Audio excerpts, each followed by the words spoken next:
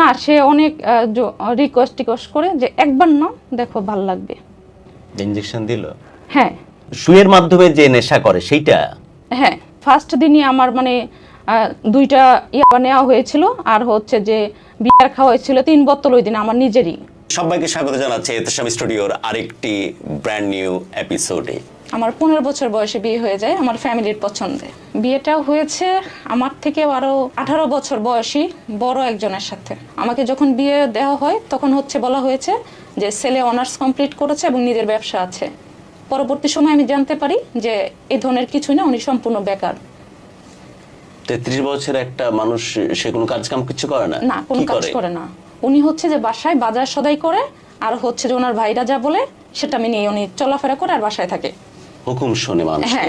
3 থেকে 4 মাস পরে আমার বেবি কনসেপ্ট হয়ে যায়, এবং বেবিটা আসার পরে দেখা গেছে যে অত্যাচার শুরু হয়ে যায়, যে আমার বাবার বাড়ি থেকে নিয়ে আসা এটা ওইটা। তারপরে হচ্ছে বিভিন্ন জিনিস আনানোর জন্য পয়সা দেওয়া শুরু করে। হ্যাঁ, তারপরে হচ্ছে যে আপনার আমার হচ্ছে যে বেবিটা যখন আপনার 5 মাসের, তখন হচ্ছে যে আমাকে হসপিটালে অ্যাডমিট করা হয়। মানে এতটা মেন্টালি আমি ডিপ্রেশনে ছিলাম। সব ধরনের কাজ আমাকে করতে হতো ওই বাসায়, কোনো বুয়া ছিল না। ওরা ছিল 4 ভাই, আমার হাজবেন্ডের ছিল বড়। দেখা গেছে যে শাশুড়ি এবং দেবরদের কাপড় চোপড় আমাকে প্রেগনেন্ট অবস্থায় আমাকে ধুইতে হইতো, সব কাজ করতে হইতো বাসায়। দেন বেবি হওয়ার পরে মোটামুটি সবাই হ্যাপি, তো এইভাবে চলতে থাকে। মানে সব ধরনের কাজ নিজে করি। তো দেখা গেছে যে এরকম করতে করতে আমার সেকেন্ড বেবিটাও মানে অজান্তেই চলে আসে। তো আমার শাশুড়ি সবসময় বলতো যে তোমরা এখন 3 জন থেকে 4 জন হচ্ছ, এই খাবারের খরচ কে দিবে, এই দায়িত্ব কে নেবে? তো আমি আমার হাজবেন্ডকে অনেক বোঝানোর চেষ্টা করি যে তুমি কিছু না কিছু একটা করো। তো সে কোনো কাজ করবে না। না, আমি এরকম করে 2-3 বার হচ্ছে রাগ করে আমার বাবার বাসায় চলে আসি। কাজ করবে না, কি করবে? এভাবেই চলবে? হ্যাঁ, এইভাবেই চলবে। যে আমার ভাইরা যেভাবে বলবে তুমি যদি এভাবে থাকতে পারো থাকবা, না হলে চলে যাবা। তারপর হচ্ছে যে যখন সেকেন্ড বেবিটা আসে, তখন হচ্ছে যে আমার যখন নাকি কনসেপ্ট করার 7 মাস পরে আমি আলট্রাসোনোগ্রাম করি। তখন যখন আমার জানতে পারে আমার শাশুড়ি যে আমার সেকেন্ড বেবিটাও আমার মেয়ে, তখন সে আরো আমার উপরে অত্যাচার শুরু করে। যে প্রথমটা মেয়ে ছিল আপনার? হ্যাঁ। কেন মেয়ে বাচ্চা জন্ম হচ্ছে সে কারণে? হ্যাঁ। তো তারপরে দেখা গেছে যে আমার বাসাতে যখন নিয়ে যায় ডেলিভারি করানোর জন্য, তখন হচ্ছে দিবে না। আর আমার হাজব্যান্ডও তখন মানে আমার উপরে মানে অন্য ধরনের একটা টর্চার শুরু করে। দেখা গেছে যে আমার বেবি হওয়ার 1 সপ্তাহ আগেও তার সাথে হচ্ছে যে আমাকে সেক্সুয়ালি ইন্টিমেট মানে করতে হয়েছে বাধ্য হয়ে। বেবি হওয়ার 7 দিন আগে। সিক ছি। তারপর হচ্ছে যে গেলাম আমার বাবার বাসায় চলে গেলাম। যখন বেবি হলো তারপরের দিন সকালবেলা তারা আসে। তো আমার বেবিটা দেখতে আর কি অতটা সুন্দর হয়নি, একদম ছোট মোটো, একটু কালো টাইপ হয়েছে। তো এটা দেখে আমার শাশুড়ির আরো মানে মানে মন টন খারাপ, যে এটা কিভাবে সম্ভব, এটা কার বাচ্চা। আমার বাবার বাসায় সবার সামনে বলে ওঠে এই কথাটুনি। তো যাই হোক, ওটা গেল। এটা কার বাচ্চা? হ্যাঁ, যে এই বংশের তো এরকম ধরনের বাচ্চা হয় না। মানে আড়ালে আড়ালে বুঝিয়ে দেওয়া যে এটা আপনি ওর ঘরের বাচ্চা না, আপনি অবৈধ কোনো বাচ্চা, এরকম টাইপের বলার তো চেষ্টা করতেছে মোস্ট প্রবাবলি। তো এটা গেল। তো যখন নাকি আমার ছোট বেবিটা মানে হলো, তার 2 থেকে 3 মাস পর থেকে ওনার হচ্ছে ডায়াবেটিক্স ধরা পড়ে আমার হাজবেন্ডের। তো তখন আর কি উনি সেক্সুয়ালি অনেক দুর্বল হয়ে যায়। তো তখন উনি হচ্ছে যে আমার চাহিদা কোনোভাবেই পূরণ করতে পারতো না। তো একটা সময় দেখা গেছে যে আমিও তাকে আর একটা সময় আমাকে টাচ করতে দিতাম না। না দেওয়ার পরে হচ্ছে যে উনি আমাকে নিয়ে নোংরা নোংরা কথা শুরু করে, সন্দেহ করা প্লাস মারধর করা শুরু করলো। মারধরের পরিমাণটা এরকম হয়েছে যে সে হচ্ছে নিজে তার একটা ফ্রেন্ডের মানে মাধ্যমে ঠিক এতটুকু লম্বা সুইয়ের মতন, মোটা সুই যে আছে এগুলোর মতন 8 থেকে 10টাই করে এত বড় একটা মানে কি যেন একটা তৈরি করে নিয়ে আসছে। তো সে হচ্ছে যে সে আমাকে যখন টর্চার করতো, এসএস পাইপ যে আছে, পাইপ, হ্যাঁ, সেই পাইপ দিয়ে আমাকে পেটাতো। পাইপ দিয়ে? হ্যাঁ। সে হচ্ছে যে আমি যদি শুয়ে থাকতাম কিংবা আমার বেবিকে ব্রেস্ট ফিডিং করানোর সময় হঠাৎ করে এসে লাথি মারলো, বাইরে থেকে এসে লাথি মারলো, ওই পাইপ দিয়ে আমাকে পিটাতো। তার চাইনিজ কুড়াল ছিল আমাকে মারার মানে জন্য। কোনো রিজন লাগবে না, এমনি পিটাতে শুরু করলো? না, কোনো কারণ টারণ লাগবে না? দেখা গেছে যে ওই যে আমি একটু শুয়ে আছি, দেখলো কেন আমি শুয়ে থাকবো। এমনকি আমার দেবর যারা ছিলেন এবং আমার শাশুড়ি, তারাও মানে সারাক্ষণ আমাকে নিয়ে ব্যাড কমেন্ট কিংবা কাজে এটা কেন হয় নাই, ওইটা কেন হয় নাই, এগুলো তো আসলে কারো কাছে বলার মতো না। তো আমার আম্মু অসুস্থ ছিল, তখন আমি আমার বাবা মার কাছে বলতে পারতাম না যে আমার এই ধরনের সমস্যাটা হচ্ছে। তো এই সব কিছু আমাকে যে এত টর্চার করতেছে, আমার আপন বড় বোন আর আমার বড় বোনের হাজব্যান্ড তার সব কিছু জানতেন। যে এরকমও আমার হাজব্যান্ড মানে বলেছে যে আমার সাথে এরকমটা হয়েছে যে আমাকে মানে মারতে মারতে যে সেন্সলেস করে ফেলেছে। আমার হুঁশ নেই যে আমাকে সে মারতেছে। তো দেখা গেছে যে অনেক সময় কান্না চেপে রাখতে পারতাম না, চেষ্টা করতাম যতটা সম্ভব চেপে রাখার, পারতাম না চেপে রাখতে। তো একটা সময় একদিন মানে আমার মেয়ের কান্নার মানে বড় মেয়েটা এমন ভাবে কান্না করতেছে, বাচ্চাদের সামনে তো পিটাইতো, মারতো? হ্যাঁ, আর কি নোংরা করতো বাচ্চারা? ওরা শুধু কান্না করতো। তো দেখা গেছে যে আমার বড় মেয়েটা এমন ভাবে কান্না করতেছে আমার মার তোর দেখে, তখন আমার সেন্স নাই। তো তখন হচ্ছে যে নিচে কিছু দোকানদার ছিল, তারা উপরে উঠলো। তো ওঠার পরে দেখলো যে এরকম আমাকে মারধর করতেছে। তো তারাই হচ্ছে যে আমাকে হসপিটালে নিয়ে যায়। তখন আপনি জ্ঞান শূন্য? হ্যাঁ, হসপিটালে নিয়ে যায়। তো নিয়ে যাওয়ার পরে হচ্ছে ডাক্তাররা বলতেছে যে এটা তো কেস না হোক, পুলিশ কেস না হওয়া পর্যন্ত আমরা এই রোগী তুলবো না। আমার অলরেডি ব্লিডিং হইতেছে শরীরের বিভিন্ন জায়গা দিয়ে। তো তারা ধরেনি এক প্রকার, মানে আমার মামার অনুরোধে হচ্ছে যে হসপিটালের ডাক্তাররা হচ্ছে যে ধরে একটার সময়। তো 5 দিন পরে যখন বাসায় আসি আবার আমাকে মারে, আবার আমাকে মারধর করে। এটা গেল। তো এইভাবে চলতে চলতে তো একটা পর্যায়ে আমি নিতে পারতেছিলাম না, কারোর কাছে কিছু বলতেও পারতেছিলাম না। তো 2-3 বার হচ্ছে সুইসাইড করার চিন্তা ভাবনা করি যে আমার মেয়েদের মুখের দিকে তাকাই আর পারি না, কি করব আমি। তো পারি না। তারপরে হচ্ছে যে সে একদিন মারতে মারতে আমাকে এইভাবে বলতেছে যে সে যেহেতু আমার সেক্সুয়াল চাহিদা পূরণ করতে পারতেছে না, সে হচ্ছে তার ফ্রেন্ডদের কাছ থেকে টাকা নিবে এবং আমাকে কক্সবাজার নিয়ে যাবে যেন আমি তাদের সাথে থাকি।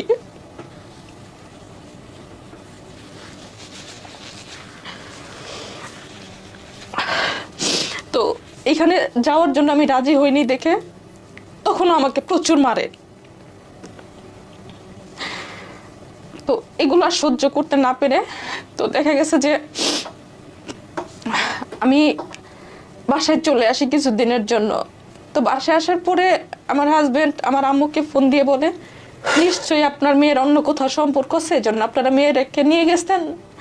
এটা তো আমি বুঝতে পারতেছি। নোংরা নোংরা কথা বলে আম্মুকে, যেহেতু আম্মু অসুস্থ আবার আমি চলে আসি। আম্মু বলতেছে যে এগুলো কি বলে সে। আর আমার আব্বু আম্মু দেখা গেছে তখন আমার থেকে তাকে বেশি বিশ্বাস করে, আমার কোনো কথা বিশ্বাস করে না, কোনো কথাই তারা বিশ্বাস করতে চাইতো না, জানতেও চাইতো না যে আসলে কিটা হইতেছে কি না। আমার বড় বোনও যে জানলো যে প্রায় 3-4 বছর আমাকে এইভাবে টর্চার করতেছে, তারা কখনো আমাকে জিজ্ঞেস করেনি যে তুমি কি বেঁচে আছো না মারা গেছো। আর আপনি তো আপনার বাবা মাকে জানতে দেননি, এটা তো সবচেয়ে বড় একটা ভুল ছিল না আপনার? প্রথম থেকে তো কখনোই জানতে দেননি। না না, আপনার বড় বোন দুলাভাই জানতো, উচিত ছিল তাদের উদ্যোগ গ্রহণ করা, সেটা আলাদা ব্যাপার, কিন্তু আপনার বাবা মাকে তো আপনি জানতে দেননি। আমি জানতে দেইনি। আমার আম্মু তখন প্রচুর অসুস্থ, ডাক্তার। ঠিক আছে, তো সেটার কারণে তো ওই ছেলে একটা জায়গা করে ফেলেছে বিধায় তো আপনার কথা এখন হঠাৎ করে বিশ্বাস করতে চাচ্ছে না। আর তখন আমার আম্মুর এরকম ডাক্তার বলে দিয়েছে যে উনি হয়তো আর বেশি দিন বাঁচবে না, সেই কারণে হয়তো মাকে কষ্টটা দিতে চাননি, সেই কারণে চাইনি। বুঝতে পারছি, সবই ক্লিয়ার আমরা। তারপর জি, তো এরকম করতে করতে দিন পার করতেছি টর্চার সহ্য করে। এটাকে দিন পার বলে? বেঁচে আছে আর কি, মেয়েদের মুখের দিকে তাকিয়ে। যে আর যাই হোক, আমার মেয়েরা তো আছে অনেকে, মানে অনেক সময় মানে আমি তখন থেকে হচ্ছে কি বলে মেয়েরা? বড়টা তো মানে একটু বড় হয়ে গেছে তখন নাকি? হ্যাঁ। কি বলতো আপনাকে?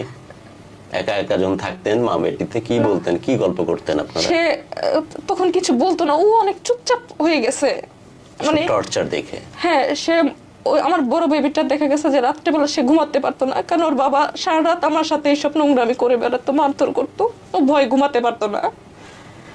ওইভাবে দেখা গেছে লেখাপড়া মনোযোগ দিতে পারতো না তখন। তো তাকে আমি বুঝাতাম যে বাবা তুমি ঘুমাবা। পরবর্তীতে হচ্ছে মেয়ের বিয়েটা আমি আলাদা করে দিতে ইচ্ছা করি, যে মেয়েটার উপরে প্রভাব পড়তেছে, খারাপ প্রভাবগুলো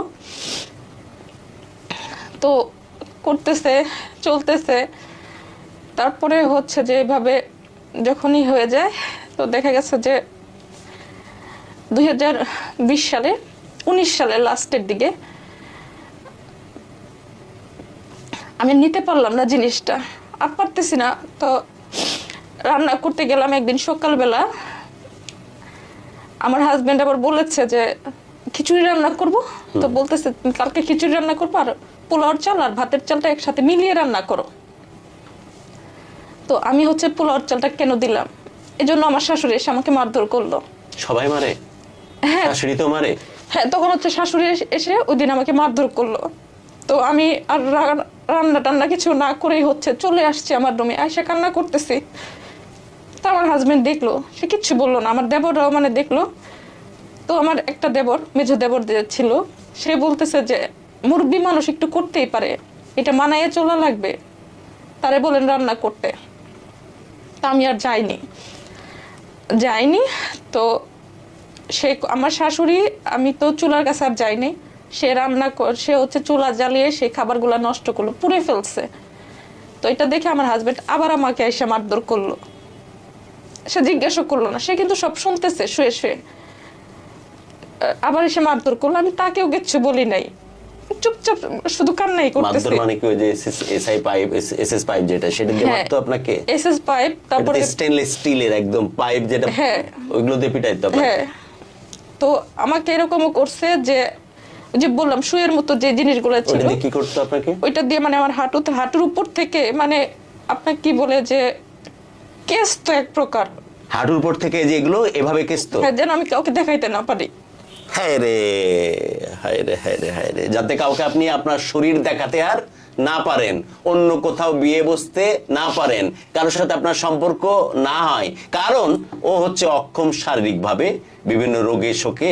তাই ওর ভিতরে এই চিন্তা যে একে মারবো, ধরবো, কাটবো, কিন্তু এ যেন এখান থেকে অন্য কোথাও না যেতে পারে, সেই কারণে আপনার জিনিসগুলোকে বিকৃত করে ফেলতেছে, যাতে করে আপনাকে কেউ আর গ্রহণ না করে।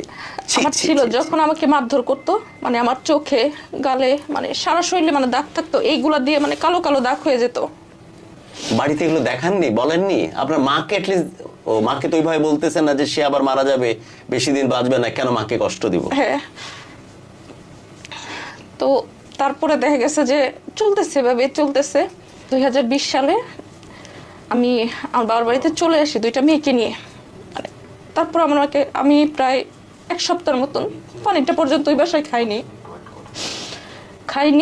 আমি চলে আসছি আমার মেয়েদেরকে নিয়ে। সেদিন আমার শাশুড়ি আমাকে প্রচুর মারধর করে।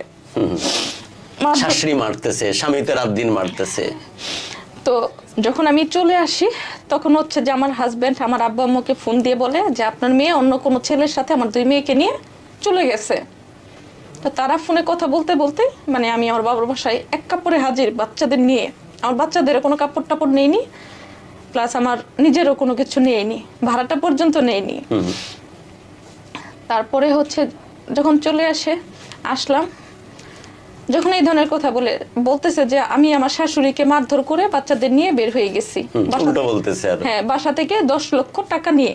বাবা। তো আবার আমার আম্মু বলতেছে যে তুমি তো বাবা কিছু করো না, তাহলে তোমার রুমে কিভাবে 10 লক্ষ টাকা থাকে? বলে যে আমার রুম থেকে না, আমার আম্মার রুম থেকে নিয়ে গেছে, এ ধরনের কথা বলে। প্লাস আমার যত আত্মীয় স্বজন আছে আমাদের এলাকাতে, সে এত নোংরা কথা বলে ফেলছে, মানে আমি খারাপ মেয়ে, আমি এই করি, আমি অস্ত্র তো এটাই, যারা যখন এই পরিস্থিতি তৈরি করে। হ্যাঁ, যখন এগুলো বললো তখন আমি শুধু তাকে একটা কথাই বলছি যে তুমি যদি কোনো একটা কাজ করো তাহলে আমি তোমার সংসারে যাব, আর না হলে আমি যাব না তোমার সংসারে। তো সে কোনো কাজ করবে না, যে আমার মা বেঁচে থাকা পর্যন্ত, মানে যতদিন বেঁচে আছে আমি কিছু করব না। মা বাচ্চার সাথে কাজের সম্পর্ক কি? মা তোরা খুশি হবে যদি কাজ করতে পারিস। এদিকে হচ্ছে যে আমার শাশুড়ি সবসময় বলতো যে আমার মেয়েরা হারাম খাইতেছে, আমি হারাম খাইতেছি। তা আমি বলছি যে আমি তো আমার সন্তানদেরকে আর হারাম খাওয়াবো না, যদি দরকার পড়ে আমি নিজে কাজ করে খাওয়াবো, তারপরে আমি হারাম খাওয়াবো না, কারণ তুমি তো পারতেছো না, তুমি তো ব্যর্থ। আমার বড় মেয়েটা আমাকে জিজ্ঞেস করে যে সবাই তো বলে কার বাবা কি প্রফেশনে আছে, আমার মেয়ে কখনো বলতে পারতো না। আমার মেয়ে জিজ্ঞেস করতো, আম্মু আমার বাবা কি করে? বাবা তো কোনো কিছু করে না, তাহলে আমার বাবার কি পরিচয় আছে, আমি কি লিখবো? স্কুলে যখন খাতাতে কিছু লিখতে বলে আমার মেয়েটা তখন লিখতে পারে না, তখন সে বাসায় এসে আমাকে প্রশ্ন করে। তো আমার হলো যে সে যদি কোনো একটা কাজ করে, অন্তত পক্ষে আমার এটা শোনা লাগবে না যে আমার বাচ্চারা হারাম খাইতেছে, আমি হারাম খাইতেছি। তো সে করবে না, কোনোভাবেই সে করবে না। তারপরে প্রায় 1 বছর তাকে টাইম দেওয়া হয়েছে, সে আর কোনো ধরনের কাজ টাজ করেনি। এমনকি হচ্ছে যে আমি যখন চলে আসি, মানে কি সিদ্ধান্ত নিয়ে নিলেন তার সাথে ডিভোর্স হয়ে যাওয়ার? হ্যাঁ, দিয়ে যখন আমি চলে আসি তখন হচ্ছে যে আমার 2টা মেয়ে আমার সাথে ছিল। মানে আমার বড় বোন আর বড় বোনের হাজবেন্ড আমার হাজবেন্ডকে মানে বলল যে বাচ্চা 2টাকে নিয়ে যাও, হয়তো বাচ্চাদের টানে সে চলে যাবে। তো আমার মেয়েটা যাইতে চায়নি, 2টা মেয়ের একটা মেয়েও যাইতে চায়নি। তখন আমার ছোট মেয়েটার বয়স মাত্র 4 বছর বয়স। আমার 2টা বেবি হচ্ছে যে হাতে খাওয়াই দিতে হয়। তো একটা আঘাত পেলাম যে আমার বড় বোন এইভাবে মানে আমার ছোট মেয়েটাকে আমার কোল থেকে টেনে নিয়ে গেছে। তো পাগলের মতন তখন শুধু কান্না করতাম, কাউকে কিছু বলতে পারতাম না। এদিকে হচ্ছে যে আত্মীয় স্বজন যারা আছে, ফ্যামিলির লোকজন সবাই আমাকে দোষারোপ করতেছে, আমি কেন যাইতেছি না, এই হচ্ছে অবস্থা। তা আমি শুধু একটু কিভাবে যাব, কিভাবে থাকবো, সেই জিনিসটা কেউ ভাবতেছে না। না, তারপরে হচ্ছে যে উনি যখন আমার আত্মীয় স্বজন বাবা মার কাছে সবার কাছে গেলেন, তখন হচ্ছে যে উনি নিজেই বলতো যে সে কিভাবে আমাকে টর্চার করছে। বলতো এগুলো? হ্যাঁ, কিভাবে টর্চার করছে, কেন টর্চার করছে, এগুলো বলতো, সবকিছু বলছে। তো আমার খালাতো ভাইয়ের ওয়াইফ সে করলো কি যে আসলেও সত্যি কিনা সেটা যাচাই করার জন্য সে আমার পা 2টা দেখছে, দেখে ভাবি সেদিন কান্না করছে প্রচুর, যে তুই কিভাবে বেঁচে আসোস। আমার এদিকের হাতের দাগগুলো সে দেখছে, আমার পিঠের দাগগুলো সে দেখছে। এগুলো তার মানুষ দেখতেছে না, সেদিন সেই লোক এগুলো শোনার পরে ওই ভাবি সেদিন দেখছে। হ্যাঁ, দেখার পর কি বলতেছে যে সত্যি কিনা। তো সেদিন সে দেখে বলে যে তুই কিভাবে বেঁচে আসোস, তুই কেন আমাদের এতদিন বলস না এইসব কথাবার্তা। তো কেন বলি নাই এটা তোমরা বুঝে নাও, কেন বলি নাই। আমি তো চাইছি তার সাথে সংসার করতে, আমি তো তাকে ছেড়ে আসতে চাইনি এত কিছুর পরেও, যেহেতু আমার 2টা বেবি আছে। তার চাকরি নাই, ব্যবসা নাই, তার নিজস্ব কোনো গতি নাই, শারীরিক সক্ষমতা নাই, তারপর শুধু বাচ্চার জন্য পড়ে থাকা, তারপরে এত অত্যাচার। হ্যাঁ, তো এর মাঝখানেই হচ্ছে যে যখন আমি আমার বাবার বাসা থেকে চলে আসি, আমার মেয়েদেরও নিয়ে গেছে, তখনই হচ্ছে যে তারই আপন চাচাতো ভাই ওরাই আমাকে ফোন দেয়। আমি কথা টথা বললাম, তো ওই ফাঁকে একটু মেয়েদেরও দেখলাম। প্রায় 2 মাস পরে মেয়েদের একটু চোখের দেখা দেখলাম। রাত্রের 11টার সময় সে আবার আমাকে ফোন দিতে থাকে, মানে কথা বলতে বলতে দেখা গেছে যে যারা রাত পার হয়ে যাইতেছে। 3-4 মাস কথা হলো, একটা সময় সে আমাকে বলে যে সে আমাকে পছন্দ করে। তখন আমি তাকে প্রচন্ড বোঝাই যে দেখো ভাই এটা সম্ভব না। তখনও কিন্তু আমাদের ডিভোর্সটা হয়নি। তো সেই রকম করতে করতে মানে ওর কেয়ারিং দেখে তখন তো আমার সাপোর্টে কেউ নাই। যদি কেউ আশেপাশ থেকে আসতো মানে আমাকে এইভাবে বলতো আম্মুকে যে ও যদি বাসায় থাকে তাহলে হচ্ছে যে ছোট ভাই বোনকে বিয়ে দিতে পারবে না। তো যখন সে আমাকে সব দিক থেকে সাপোর্ট করতেছে, তখন আমি মনে করলাম যে না, বন্ধু হিসাবে হোক যেভাবেই হোক সে তোমার পাশে আছে। তো আমিও তাকে হ্যাঁ বলে দেই। একটা পর্যায়ে গিয়ে আমি যখন ডিভোর্সটা দেই তখন আমার ফ্যামিলির কেউ পাশে ছিল না। আমার ওই দেবরটাকে নিয়েই হচ্ছে যে আমি উকিলের কাছে যাই এবং ডিভোর্সের কাজটা শেষ করি। সে সম্পূর্ণভাবে আমাকে সাপোর্ট দিচ্ছে। তো একটা পর্যায়ে গিয়ে সে বলল যে ঠিক আছে তাহলে চলো আমরা মানে বিয়ে করে একসাথে থাকা শুরু করি। আমিও রাজি হয়ে গেলাম যে ঠিক আছে। তো তখন হচ্ছে যে সে তার একটা ফ্রেন্ডের বাসায় আমাকে নিয়ে গেল, যে আজকে বিয়ে হওয়ার কথা, তো একটা মানে পেপার টেপার সবকিছু নিয়ে আসছে। তো ওখানে সবকিছু মোটামুটি হলো, থাকা শুরু করলাম। এর মধ্যে হয়ে গেছে কি যে সে স্মোক করতো কিংবা ড্রাগস নিত, সেটা আমি জানতাম না। একটা সময় দেখা গেছে একটা পার্কে একদিন গেলাম, তো সে হচ্ছে আমার সাথে যখনই ঘুরতে যেত তখনই হচ্ছে যে সেই স্মোক করতো কিংবা বিভিন্ন দুষ্টামির মাধ্যমে মানে সেই ধোঁয়াটা আমার মুখের সামনে আর কি দিত। তো এরকম করতে করতে একদিন হয়ে গেছে দুষ্টামি মানে কি, টান দিল মুখে ধোঁয়া ছাড়লো এরকম? হ্যাঁ হ্যাঁ। ওকে। তারপর হচ্ছে যে আমি তখন একটু মানে বলতাম যে তুমি এগুলা কি খাও, এগুলা না খেলে কি হয় না, এগুলাতে এমন কি মজা আছে। তো আমাকে বললো যে ঠিক আছে তাহলে তুমি একদিন একটু ট্রাই করো। তো ফার্স্ট টাইম আমি রাজি হইনি, যে না আমি এগুলা পছন্দ করি না। আমি তখন আমার এরকম ছিল যে দুয়ার গ্রান্টে আমি নিতে পারতাম না, এরকম একটা অবস্থা। তো তখন হচ্ছে যে না তুমি ট্রাই করো, দেখো ভালো লাগবে। তো আমিও মানে চিন্তা করলাম যে ঠিক আছে দেখি, ফার্স্ট টাইম যেহেতু নিলাম। তো ফার্স্ট দিন যেদিন আমি স্মোক করা শুরু করলাম সেদিন তো মানে 2-3 ঘন্টা তার সাথে ছিলাম। তো ওইখানে বসে হচ্ছে যে 4-5টা খাওয়া শেষ হয়ে গেছে আপনার প্রথম দিনই? হ্যাঁ। তো বলতেছে একটু নাও, দেখো আরেকবার ট্রাই করো, ভালো লাগবে। এরকম করতে করতে 4-5টা মোটামুটি নেওয়া শেষ। তো এরকম করতে তো প্রায় তো আমরা ঘুরতে যেতাম বিভিন্ন রেস্টুরেন্টে কিংবা যে কোনো জায়গায় বসে, পার্কের সামনে বসে হচ্ছে যে আমার সিগারেটটা খাওয়া হতো তার সাথে। তো এখন অভ্যস্ত হয়ে পড়লেন? হ্যাঁ। তারপরে হচ্ছে যে এখন আমি কিভাবে কিনবো, এখন আমি এটা ছাড়া থাকতে পারতেছি না। ও নেশা হয়ে গেছে সিগারেটের? হ্যাঁ।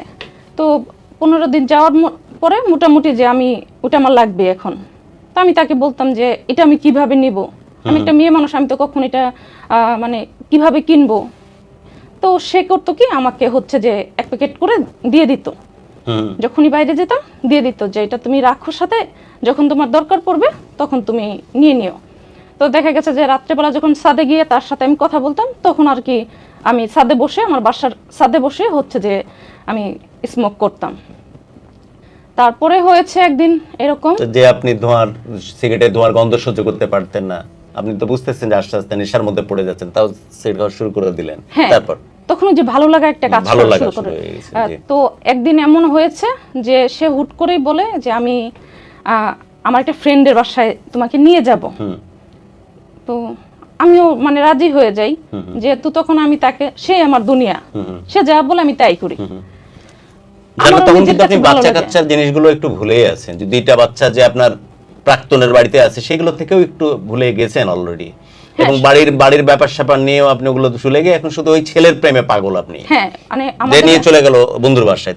তারপরে হচ্ছে গেলাম, ওই দিন হচ্ছে সে সিগারেটের মধ্যে করে হচ্ছে গাঁজা ঢুকিয়ে নিয়ে আসে। আমি সেটা জানতাম না, গাঁজা।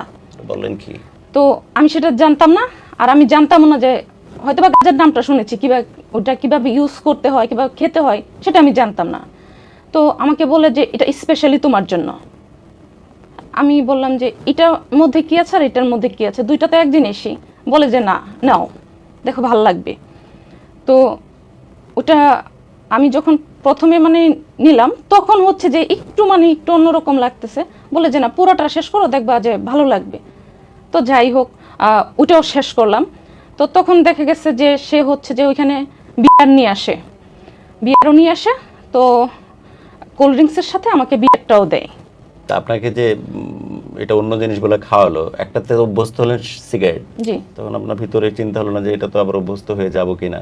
না, তখন এই সব জিনিসগুলো আমার মাথায় ছিল না। আপনার ব্রেনে কিছু কাজ করতেছে, ও যা বলছে আপনিও তাই করতেছেন, আপনি মজাও পাচ্ছেন। কিন্তু হ্যাঁ, কারণ ওই যে দেন গাজার পুরো স্টিক শেষ করে ফেললেন। হ্যাঁ, মজা পাওয়া শুরু হয়ে গেছে তখন আপনার? তখনও মানে আমার কাছে ভালো লাগতেছে। আচ্ছা, ভালো লাগা শুরু হয়ে গেছে, ভালো লাগতেছে। তো তারপরে দেখা গেছে যে ওইখানে ফার্স্ট আমাদের সেক্স হয়, ওইটাই করার পরে তো ওইখানে আবার বিয়ার খাওয়া হয়, আবার খাওয়া হয়, মানে 2-3 বার ওইখানে গাঁজাটা আমি খেলাম। এখন তো আমি আর মানে নড়তে পারতেছি না, আমি কিভাবে বাসায় আসবো। তো সেদিন রাত আমি ওখানে থাকি। গাজার স্টিক কয়টা খাইছিলেন? 3টার মতন। এটা কি প্রথম খাইছেন আপনি, সত্যি বলতেছেন? হ্যাঁ, ফার্স্ট দিনে আমি 3টার মতন খেয়েছি। আর কয়টা বিয়ার খাইছিলেন? মোটমাট 2টা। কোল্ড ড্রিঙ্কসের সাথে মিশিয়ে তো ফার্স্ট টাইম দিল, তখন আমার কাছে একটু মনে হলো যে কোল্ড ড্রিঙ্কস তো এরকম হয় না, তো বলতেছি তা তো আপনার তো মাথা ঠিক থাকার কথা না যদি প্রথম এই অভিজ্ঞতা হয়ে থাকে। হ্যাঁ, তখন তো আমার মাথা ঠিক ছিল না, আর তখনই তার সাথে আমার ফার্স্ট সেক্স হয়। আপনার ফিজিক্যালি একজন আরেকজনের সাথে মিলিত হন। হ্যাঁ। সো আপনি বলছিলেন যে এর আগে তো কখনো এই ধরনের সম্পর্ক তার সাথে হয়নি। না। বাট সে তো চাইতো প্রথম থেকেই, আপনি বুঝতে পারতেন তার অ্যাটিটিউড দেখে। হ্যাঁ, কিছুটা বুঝতে পারতাম। সো এটা একটা যে কাইন্ড অফ টেকনিক, এবং প্রায়শই এটা একটা লার্নিংও হতে পারে যে প্রায়শই মেয়েদের ক্ষেত্রে ছেলেরা অনেক সময়, আমি সরি যে এই কথাটা এইভাবে মেনশন করে বলতেছি যে মেয়েরা ছেলেদেরকে কতটুকু করে এই তথ্যটা খুব কম আছে, বাট মেয়েদের ক্ষেত্রে ছেলেরা তাদেরকে ফিজিক্যালি ইন্টারাক্ট করার স্বার্থে এভাবে কিন্তু নেশায় আসক্ত করে তোলে। সো এইটা যেটা বলতেছে এটার পেছনে জান্নাত কতটুকু দায়ী, ওই ছেলে কতটুকু দায়ী আমি জানি না, বাট এরকম ঘটনা প্রায়শই ঘটে। জি, আপনি বলছিলেন যে তখন আপনাকে সব নেশা টেশা করিয়ে দেওয়ার পরে আপনার মাথাটা তো একদম পুরো কি ক্র্যাক, এবং তখন আপনার সাথে ফিজিক্যালি কন্ট্যাক্ট করে, ফিজিক্যাল সেক্স হয়। দেন তো আমার কাছে যে তখন ভালো লাগে নাই তা না, কারণ আমার আগের হাজবেন্ডের যেহেতু সেক্সুয়াল সমস্যা ছিল অনেক দিন, প্রায় 4-5 বছরের মতন, তার সাথে আমার কোনো ফিজিক্যাল রিলেশন হয়নি, তো তখন আমার এটা খুবই ভালো লাগে। তো তারপরের দিন হচ্ছে সে তার মতন তার বাসায় আমাকে হচ্ছে আমার জান্নাত বাসায় আপনি পুরো রেখে দমে আসে। এনজয় করতেছেন, এখানে হ্যাঁ। কিন্তু ছেলের ব্লাপ মারা, ফলসে ফেলা এসবের কোনো ব্যাপার নাই, আপনিও মাস্তিতে ভাসতেছেন। হ্যাঁ। রাইট না রং? হ্যাঁ। আপনার আগে পিছের কোনো দিকের কোনো কিছু কোনো নিয়ে কিছু আমার মাথায় নেই। জি বলেন। তো যখন আমরা একসাথে থাকা শুরু করলাম, থাকার আগে হচ্ছে যে আমার খুব মন চাইতো যে সেই জিনিসগুলো যদি আমি আরেকবার নিই হয়তো বা আমার ভালো লাগবে, বাসায় আমি টিকতে পারতাম না, এরকম অস্থির লাগতো। তো আমি তাকে যখন ফোনে বলতাম যে আমার কিরকম যেন লাগতেছে, অস্থির লাগতেছে, কেন, যে হয়তো বা ওই জিনিসগুলো যদি হতো আমার জন্য ভালো হতো। ওই জিনিসগুলো বলতে মানে কি? গাঁজা আর ওই যে বিয়ার এসব? হ্যাঁ, বিয়ারটা আমি তখন ওইভাবে নিইনি। যাই হোক, এটা হলে ভালো হতো, তাই হ্যাঁ। বলতেছেন তারে? হ্যাঁ। মানে আপনি অলরেডি পড়ে গেছেন নেশার মধ্যে। হ্যাঁ, সিগারেট খাইতেছি, আপনার সিগারেট মানে খাওয়ার পরও মানে ওটা মানে আমার তৃপ্তি আসতেছে না। তো তারপর যখন আমরা একসাথে থাকা শুরু করলাম তখন দেখা গেছে যে সিগারেট, গাঁজা, বিয়ার, তারপরে সে হচ্ছে একদিন কি বলবো আমি, মানে সে বলতেছে কি একটা নতুন জিনিস নিয়ে আসি। জি। তো আমি তখন তাকে বললাম কি এমন জিনিস, যে বলে যে এটা নেওয়ার পরে দেখবা যে আরেকটু ভালো লাগবে। জি। তখন সেটা ছিল আপনার ইয়াবা। হ্যাঁ, ইয়াবা। আপনি কিভাবে বুঝলেন? এটা ওই আমাকে বলেছে। আমরা থাকা মানে একসাথে যখন মানে সংসারটা শুরু করি তখন হচ্ছে যে 15 দিন পরেই সে বলতেছে যে একটা জিনিস নিয়ে আসি, দেখো তোমার ভালো লাগবে। তো নিয়ে আসলো, আমি জিজ্ঞেস করলাম যে এটা কি জিনিস, যেটা আমি কখন এটা দেখি নাই। তখন বলে যে এটার নামই হচ্ছে ইয়াবা। তো এটা কিভাবে নিতে হয়, এটা দিয়ে কি করে, এটা খেলে কি হয়, বলে যে আমি তোমাকে সব দেখিয়ে দিচ্ছি, নাও, দেখবা যে অনেক ভাল লাগবে। তারপরে হচ্ছে যে সে প্রথমে নেয় আমাকে দেখানোর জন্য। তো নেওয়ার পরে হচ্ছে যে আমাকে দিল, আমি তখন নিলাম, আর হচ্ছে যে বিয়ার নিয়ে আসছিল, তখন হচ্ছে যে যখন নিলাম তখন আমার অটোমেটিকলি শরীরের মধ্যে উত্তেজনা কাজ করা শুরু করে। তখন হচ্ছে যে আবার আমাদের মানে মিলামেশা হয়, আবার নিতেছি। ওই দিন ফার্স্ট দিনই আমার মানে 2টা ইয়াবা নেওয়া হয়েছিল, আর হচ্ছে যে বিয়ার খাওয়া হয়েছিল 3 বোতল ওই দিন আমার নিজেরই। তো তারপরে একদিন হচ্ছে এরকম করতে থাকে, তো দেখা গেছে তখন সপ্তাহে আমার 2 দিন 3 দিন ওটা লাগেই, এরকম হয়ে গেছে, এইভাবে ইউজ টু হয়ে যায়। তো তারপরে দেখা গেছে যে সে আরেকদিন হচ্ছে আপনার কি বলে ওগুলাকে, এক ধরনের ড্রাগস আছে যেগুলো ইনজেকশনের মাধ্যমে দেওয়া হয়।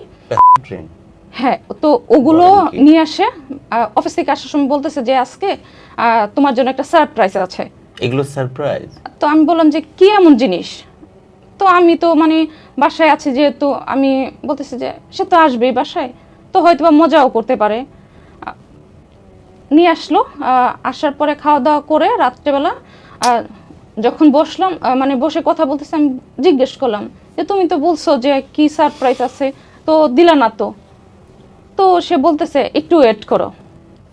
তো যখন রাত্রের প্রায় 1টা থেকে 1:30 বাজে, তখন হচ্ছে যে সে বের করে এবং বলতেছে যে এটা নিলে হচ্ছে যে দেখো তোমার মানে আগে যেগুলো নিলাম তার থেকেও বেশি ভালো লাগবে। বললাম যে তুমি যে ইঞ্জেকশন বের করতেছো, আমি তো ইঞ্জেকশনে ভয় পাই, আমি এটা নিব না, আমার ভয় লাগে। তো না, সে অনেক রিকোয়েস্ট করে যে একবার নাও, দেখো ভালো লাগবে, একটা বার নিয়ে দেখো ভালো লাগবে, তুমি চোখ বন্ধ করে রাখো, আমি ব্যথা দিব না, দেখো। তো এরকম করে হচ্ছে যে প্রায় আধা ঘন্টার মতন আমাকে কনভিন্স করার পরে আমি ঠিক আছে, তুমি যেহেতু চাচ্ছ আমি ফার্স্ট টাইম আমি নিব, এরপরে কিন্তু আর নিব না, এই ধরনের একটা কথা তাকে বলি। যে ইনজেকশন দিল, হ্যাঁ, শরীরে যে সুয়ের মাধ্যমে যে নেশার সামগ্রী দেয় সেইটা, ওকে। সো এই সুয়ের প্রতিও আপনি, এই সুয়ের মাধ্যমে যে নেশা, সেটার প্রতিও আপনার আগ্রহ তৈরি হয়ে গেল, হ্যাঁ। তাই তো? তারপর বলেন। তো দেখা গেছে যে পার্ট বাই পার্ট এক এক দিন এক এক জিনিস ট্রাই করতেছি, ভালো এক লাগতেছে। এক জিনিস নামগুলো শুনি, আর কি কি ট্রাই করছেন? অলরেডি তো আপনি গাঁজার কথা বললেন, বাবা খাওয়া হয়ে গেছে, বিয়ার তো আপনার কাছে কিছু মনেই হচ্ছে না, আর আপনি সুয়ের মাধ্যমে যে নেশা করা সেটাও আপনি নিয়েছেন। আর কি কি আর নিতে শুরু হচ্ছে করলেন? যে কয়েকবারই হচ্ছে যে সে